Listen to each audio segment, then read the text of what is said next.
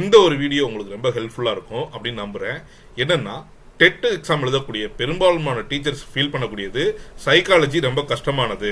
ஏன்னா தமிழ், இங்கிலீஷு, அப்புறம் அவங்களோட மேஜர் ஒரு 60 மார்க்கு, இந்த மொத்தம் 120 மார்க்ஸையும் அவங்களால ஈஸியாக படித்து பாஸ் பண்ணிட முடியும். ஆனால் இந்த 30 மார்க்ஸுக்கு ஒர்க் பண்ணுறது தான் ரொம்ப கஷ்டமாக இருக்கும். ஏன்னா ஒரு ஸ்கூலில் ஒர்க் பண்ணக்கூடிய டீச்சர் இந்த தமிழ், இங்கிலீஷு, அப்புறம் அவங்களோட மேஜர் இதில் அடிக்கடி அவங்க ஒர்க் பண்ணிகிட்டே இருக்கிறதுனால அந்த ஸ்கூல்லேயே அவங்க ப்ரிப்பேர் பண்ணுறதுக்கான டைம் கிடைக்கும். ஆனால் சைக்காலஜிக்கு அப்படி டைம் கிடைக்காது. இந்த ஒரு வீடியோ உங்களுக்கு அது ஹெல்ப் பண்ணும் அப்படின்னு நம்புகிறேன். இந்த வீடியோவில் நம்ம சைக்காலஜி கொஸ்டின் 10 கொஸ்டினை சால்வ் பண்ண போகிறோம். இது மூலம் நமக்கு 60 நாள் இருக்குது. 60 நாளைக்கும் நம்ம வீடியோ ஃபாலோ பண்ணினா மொத்தம் நம்ம சைக்காலஜியில் 600 கொஸ்டின்ஸ் படிக்க முடியும்.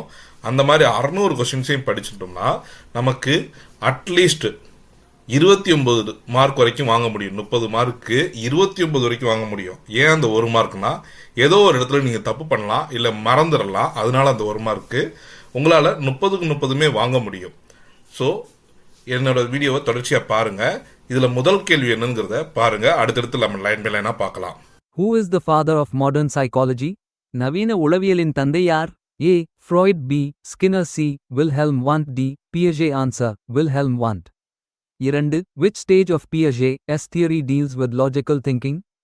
பியாஜே கோட்பாட்டில் தர்க்க சிந்தனை எந்த நிலையில் வளர்கிறது? A. Sensory motor. B. Preoperational. C. Concrete operational. D. Formal operational. Answer: Concrete operational. 3. Who proposed the theory of classical conditioning? Classical conditioning கோட்பாட்டை கூறியவர் யார்? A. Skinner. B. Pavlov. C. Thorndike. D.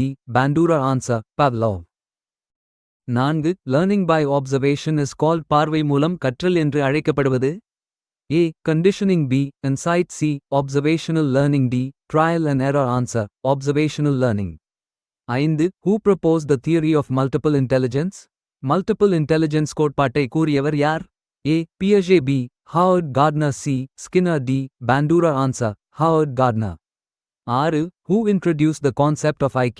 IQ என்ற கருத்தை அறிமுகப்படுத்தியவர் யார்? A. Alfred Binet. B.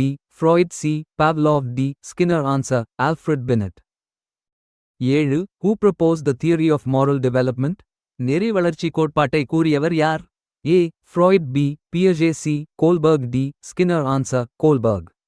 8. Trial and error learning theory was proposed by?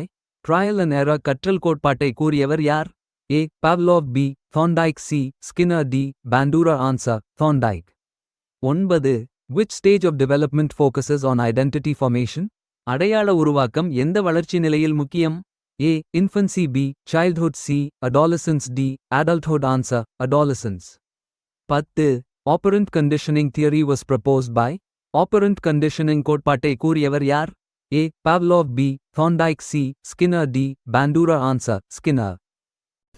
இந்த video உங்களுக்கு பிடிச்சிருந்தா உங்கள் ஃப்ரெண்ட்ஸுக்கும் ஷேர் பண்ணுங்கள். இது மாதிரி நிறையா வீடியோஸை பார்க்க என்னோட சேனலை சப்ஸ்கிரைப் பண்ணிக்கோங்க. உங்களுக்கு ரொம்ப பிடிச்சிருந்தா லைக் பண்ணிடுங்க. உங்களுக்கு எதுவும் டவுட் இருக்குது, இல்லை வேறு ஏதாவது நான் சேஞ்சஸ் பண்ணணும் அப்படின்னா கமெண்ட் பண்ணுங்கள். தேங்க்யூ.